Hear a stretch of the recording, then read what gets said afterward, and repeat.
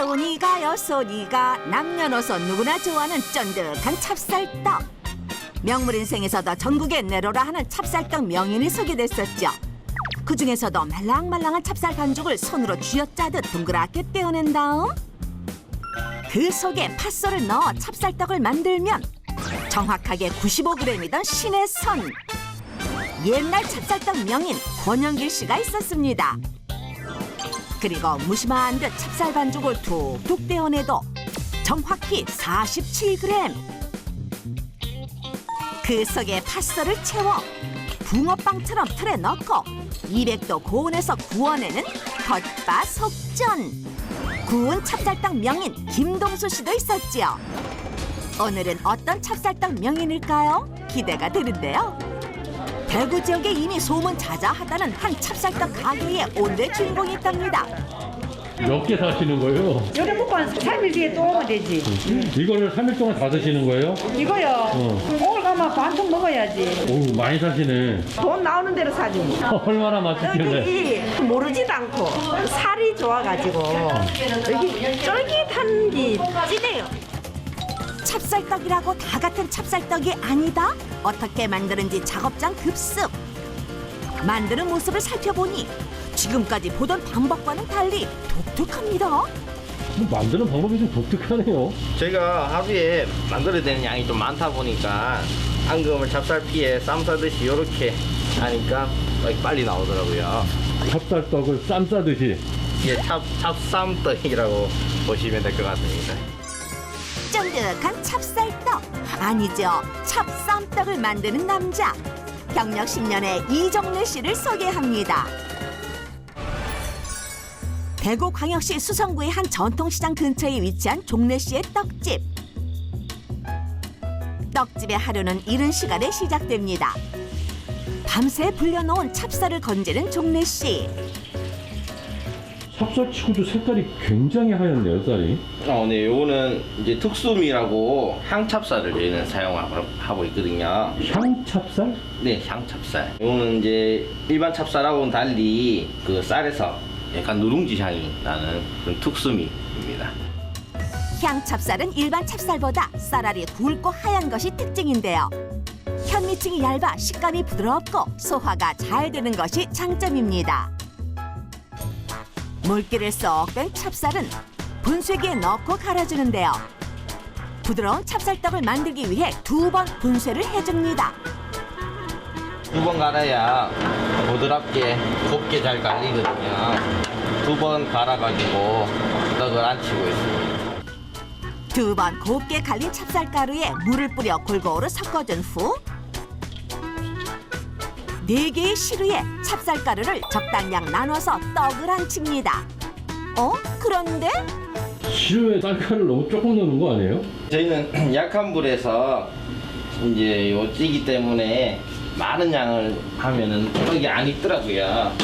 이제 향찹쌀이기 때문에 강한 스팀으로 쪄버리면 향이 다 날아가 버려요. 좀 향을 살리기 위해서 저희는 약한 불에 찌고 있습니다. 떡을 쪘을 때도 구수한 누룽지 향을 유지하기 위해 약한 불에 10분.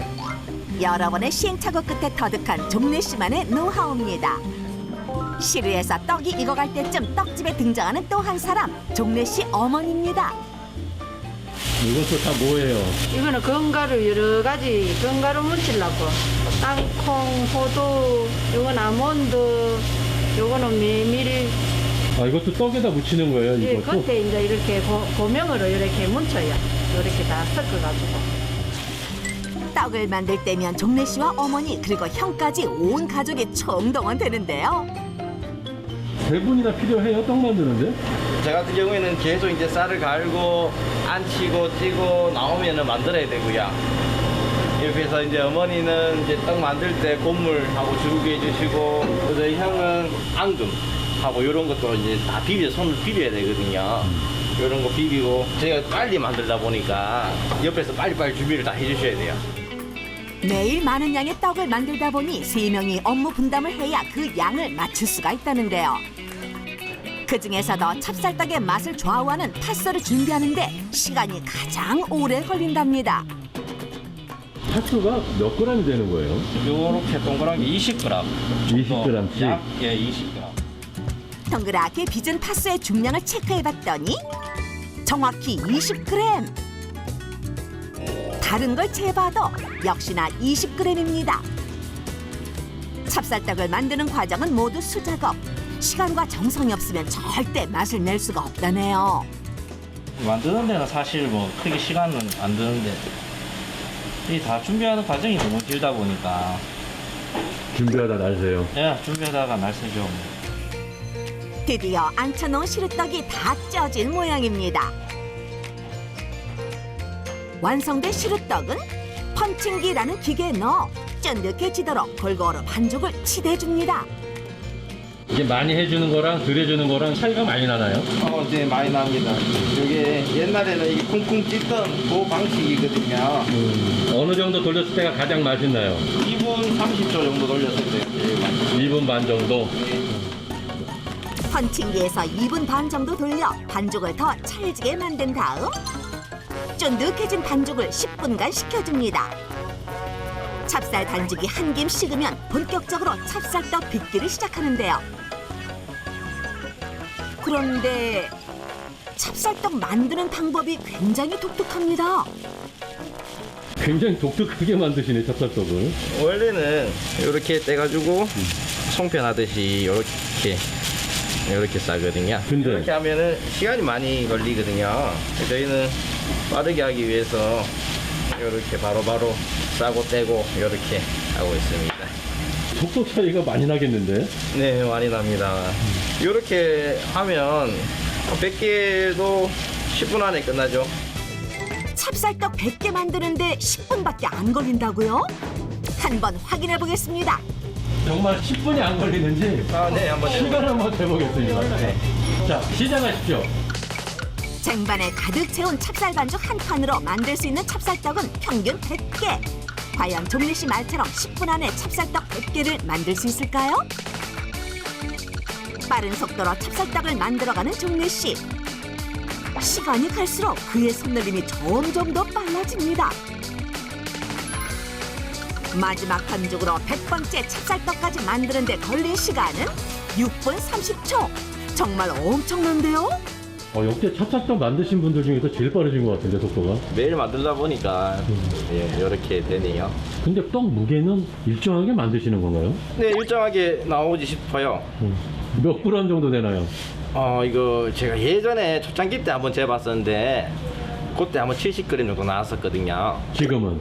지금 또 뭐 방법은 계속 똑같으니까 그 정도 나오지 않을까 싶네요. 빠른 속도와 더불어 일정한 무게까지 자신하는 종래 씨. 이번에도 확인해 볼게요. 제가 지금부터 찹쌀떡이 몇 g이 되는지 한번 좀 재보겠습니다. 네네. 예, 자, 시작해 주십시오. 빠르게 만드는 게 전부는 아니겠죠. 일정한 크기로 제대로 만드는지 확인해 보는데 첫 번째 만든 찹쌀떡의 중량 정확히 70g. 그리고 계속해서 찹쌀떡을 만들어 저울에 올려보는데요.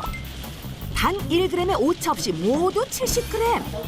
기계로 찍어낸다 한들 이보다 정확할까요? 일정한 중량으로 찹쌀떡을 만들기 위해서는 찹쌀 피를 어느 정도 늘려 싸느냐가 가장 중요하다는데요. 찹쌀 피의 두께가 중요하거든요. 너무 많이 당기면 얇아져 버리고 너무 또 안 당기면 두꺼워져 버리고요. 찹쌀떡을 일정하게 만드는 종래 씨만의 노하우. 먼저 찹쌀 피를 약 30cm 정도 당겨주고 쌈을 싸듯 찹쌀 피로 팥살을 덮어 감싼 다음 반죽을 잘라주면 됩니다. 반죽을 잡아보시면 무게 대충 이렇게 좀 감이 오세요? 예, 만들다 보면 아무래도 저희도 이제 일정량이 나가야 되니까 이제 어느 정도는 손으로 감으로 맞춰가지고 그렇게 하고 있습니다. 야, 아무리 감으로 한다 해도 그냥 만드는 속도 어쩜 70g이 딱딱 나오고. 근데 하루에 뭐 1000개씩 만들다 보면 그렇게 되는 것 같습니다. 오늘 여기서 또 인간 저울을 만났네요. 찹쌀떡을 전문으로 하는 종래 씨의 떡집. 찹쌀떡의 종류도 다양한 편입니다. 쑥인가요? 예. 직접 따다가 해주신 거예요? 이거는 4월 달에 뜯어서 1년 쓸 거를 뜯어가지고 우리가 저 냉동해놨다가 씁니다. 떡에 들어가는 쑥의 경우 부드러운 참쑥만 사용하는데요. 그 중에서도 줄기는 버리고 연한 잎만 다듬어서 씁니다. 줄기는 쓰면 안 돼요? 예, 줄기는 떡에 들어가면은 씹히고 이래 가지고 아주 보드랍게 이렇게 해야 돼요. 잎만 따가지고 해야 돼요. 종래씨 떡집의 시그니처 메뉴 쑥 찹쌀떡을 만들 차례. 먼저 쑥과 찹쌀을 분쇄기에 넣고 갈아줍니다. 쑥 찹쌀떡에는 쑥이 얼마나 들어가나요? 이거는 이제 저희 쌀 4kg에 쑥이 한 500g 정도. 그게 상당히 많이 들어가는 것 같은데? 많이 들어가야 쑥향이 많이 나더라고요. 지난 봄 어머니가 직접 뜯어다 손질해 놓은 쑥으로 만드는 쑥 찹쌀떡에는 여러 가지 잡곡과 견과류가 더해져 기존 떡과는 조금 다른 종래씨만의 건강한 찹쌀떡으로 탄생합니다. 요거 이제 고무를 어떤 거 이제 묻히느냐 따라서 흰 찹쌀떡도 있고 이제 고무를 이제 뭐 팥을 묻히는 것도 있고 검은 깨를 묻히는 것도 있고 쑥을 묻히는 것도 있고 견과류를 묻히는 것도 있고 이렇게 종류별로 그렇게 7종류 하고 있습니다. 7종류의 찹쌀떡 중 오늘은 5가지를 만들 예정인데요. 우선 곱게 간 쑥 찹쌀가루를 시루에 넣어 쪄낸 후 펀칭기에 또 한 번 칠해줍니다. 자, 본격적으로 쑥 찹쌀떡을 만들 차례. 어떤 옷을 입느냐에 따라 무한 변신. 하얀 전분가루 대신 콩가루를 묻혀주면 인절미 쑥 찹쌀떡. 검은깨 가루를 듬뿍듬뿍 묻혀주면 고소한 흑임자 쑥 찹쌀떡. 어떤 고무를 묻히느냐에 따라 맛도 이름도 달라지는 찹쌀떡의 매력. 이건 좀 무슨 떡인가요? 요거는 오메기 떡입니다. 오메기떡 만들 때는 세 분이 다 붙어서 해야 돼요? 네, 이게 이제 손이 제일 많이 가는 거예요. 왜 손이 제일 많이 가요, 이떡 만드는데? 한 명이 뭉쳐도 되기는 되는데 그러면 이제 나중에 손님들 드실 때 잣들이 다 떨어져 버려요.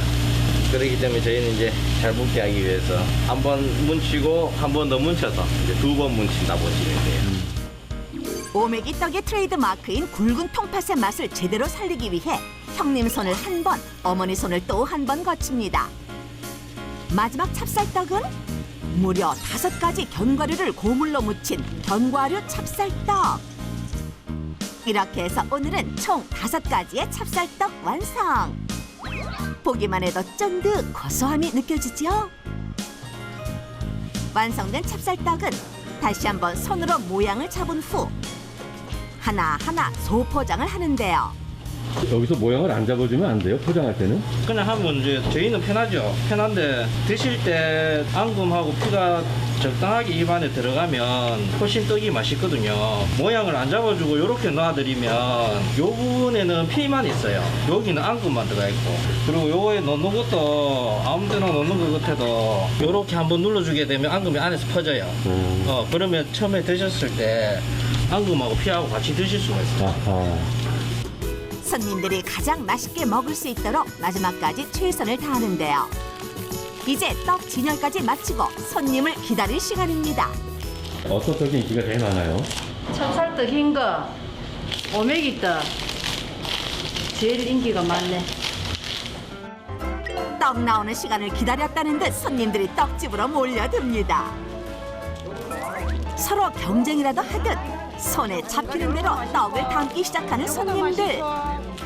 안 맛있는 건 어떤 거예요? 없지 안 맛있는 건 다 맛있지. 다 맛있어요? 이거 금방 먹어요. 요래 먹고 한 3일 뒤에 또 오면 되지. 야, 너무 많이 사시는 것 같은데? 자주 못 오잖아요. 우리 저기 성서서 왔는데. 아, 멀리서? 네, 맛있어서. 얼마나 맛있길래? 떡이 모르지도 않고 살이 좋아가지고 여기 쫄깃한 게 진해요. 떡이요. 보통 이래 옛날 우리가 왜 이래 좀 두드려 가지고 했는 거면 쫀득쫀득한 게 냉동실에 넣어놨다 먹어도 물렁해지고 쫀득쫀득하게 아주 맛있어요. 대구 지역에선 이미 소문난 찹쌀떡 맛집. 떡을 진열하기 무섭게 날개 돋친 듯 팔리는 날이 많다고 하는데요. 오늘도 일찍 문 닫아야겠네요. 저희는 재료가 좀 일찍 소진돼서 빨리 문 닫는 경우도 많아요. 더 만들어서 더 해도 되는데 몸이 힘들면 또 이제 아무래도 뭐 맛도 좀 달라지는 부분도 있고요. 제일 이제 할 수 있는 최상의 컨디션에서 음식을 내서 이제 손님들한테 제공해드리고 있습니다. 종래 씨의 찹쌀떡이 오랫동안 한결같은 맛을 유지하는 비결은 바로 눈앞의 이익에 현혹되지 않고 느리더라도 제대로 만들려는 노력 덕분이라는데요. 이런 철학은 바로 아버지로부터 물려받았답니다. 아버지는 이제 재료에 대한 자부심이 굉장히 크시거든요. 그래서 이제 받아 쓰는 재료라든지 뭐 수입 재료 이런 거는 마음에 안 들어 하셨었어요. 그래서 이제 아버지는 직접 농사를 짓고 해서 제일 좋은 재료를 내가 공급해 줄 테니 너는 그걸 가지고 떡을 만들어라 하셔가지고 이제 저는 떡집을 이어받고 시작을 하게 됐었습니다. 떡은 우리의 전통 음식이기 때문에 우리 땅에서 나고 자란 좋은 재료로 만들어야 제맛이 난다고 아버지는 늘 말씀하셨답니다. 재료에 있어서만큼은 절대 타협이 없으셨던 아버지는 좋은 재료로 떡을 만들기 위해 10년 전 귀농을 선택하셨습니다. 아버지는 제가 뭐 수입산 가지고 떡을 만들어서 이제 아버지한테 선보이면 아버지는 그거 드시면 이제 바로 대반 알아보시거든요, 수입인 거. 그래서 이제 뭐 예전에는 그렇게 해서 한번 혼난 적도 있고요. 아버지 철칙이 좋은 재료로 정성 들여서 떡을 만들어라. 그것만 지키면 더 바랄 거 없다고 하셔가지고 그래서 이제 그 얘기만 듣고 그렇게만 실천하고 있습니다, 저희. 시골에서 농사를 짓는 아버지는 일주일에 한두 번씩 직접 기른 농산물을 들고 떡집을 방문합니다. 오늘은 갓 수확한 고구마와 사과를 가지고 오셨네요. 올해 첫 수확하신 거예요? 예, 올게 처수하기입니다. 굉장히 실한데요. 예, 올게 농사 굉장히 잘 지었어요. 농사를 뭐 지세요? 고구마, 사과, 땅콩, 거두팥. 아니 힘들게 이거 다 농사를 줘갖고 쓰세요 재료를. 그래 농사 짓는 것과 수입해가 그런 것과 확실히 맛이 틀리기 때문에 그 농사 지가 먹어보면은 엄청 맛이 좋고 손님들이 먹어보시면 다 알고 저희도 이제 나이가 있었긴 해. 다 먹어보면 대부분 먹으면 다 알 수가 있었긴 해. 힘이 들더라도 그렇게 농사 지어가 그래 하고 있어요. 아버지가 정성 들여 키운 고구마와 사과는 찹쌀떡의 하이라이트나 다름없는 팥소의 재료가 됩니다. 팥소 만드는데 고구마하고 사과가 들어가요? 네, 저희는 다른 집이랑 좀 다르게 팥소를 할 때 고구마랑 사과가 들어가고 이제 다른 몇 가지 또 재료들이 더 들어가요. 몇 가지가 더 들어가나요 그 외에도? 총 따지면 한 10가지 정도 보시면 될 거예요. 무려 10가지가 넘는 재료가 들어간다는 종래 씨만의 특별한 팥소. 지금부터 그 비법이 공개됩니다. 팥이 빨갛지 않고 이거는 검은데요? 이거는 제가 거두팥이라고 이제 빨간 팥 적두가 아니고 이제 거두팥. 다른 건가요? 네, 맛도 달라요. 이건 더 구수한 맛을 더 많이 내줘요. 구수한 맛이 일품인 순수 토종팥 거두팥도 아버지가 직접 키운 작물. 그런데 종래 씨 팥을 씻는 모습이 굉장히 전투적입니다. 그 정도로 빡빡 만들어야 돼요? 진짜 농사 지은 밭이다 보니까 이제 돌 가루도 좀 섞여 있을 수 있고요.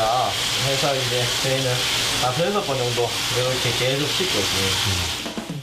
혹시 이물질이라도 섞인 건 아닐까 몇 번이고 다시 씻는 종래 씨. 탁한 물이 깨끗해질 때까지 반복해서 씻어줍니다. 무엇보다 손님들에게 내놓을 찹쌀떡에 들어갈 팥이라 더 꼼꼼하게 씻고 몇 번이고 손질합니다.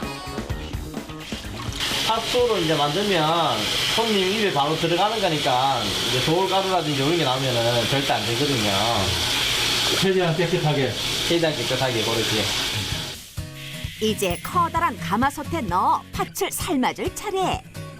그런데 종래 씨가 뭔가를 가지고 오는데요. 뽀얀 물, 이거 뭐예요? 이거는 쌀뜨물입니다. 쌀뜨물? 네. 뭐 하시는 건데요? 이건 또 이제 팥 삶을 때 요 물을 이용해서 팥을 삶거든요. 쌀뜨물로 팥을 삶아요? 네. 이걸로 삶으면 팥이 좀 구수한 맛이 더 나거든요.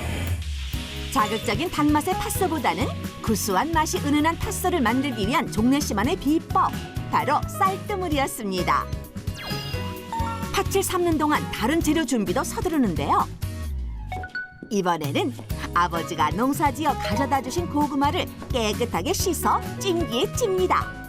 고구마를 그냥 스팀으로 찌나 보죠? 네. 한 20분 정도 푹 쪄주면 맛있게 잘 짜집니다. 스팀으로 20분 푹 쪄낸 고구마는 한 김 정도 식힌 후 손으로 으깨서 준비해둡니다.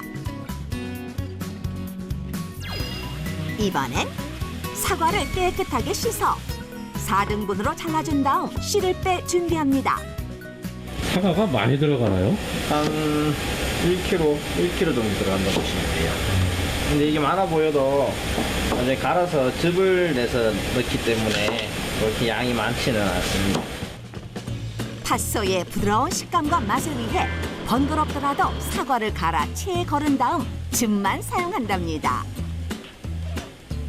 이게 끝이 아닌데요.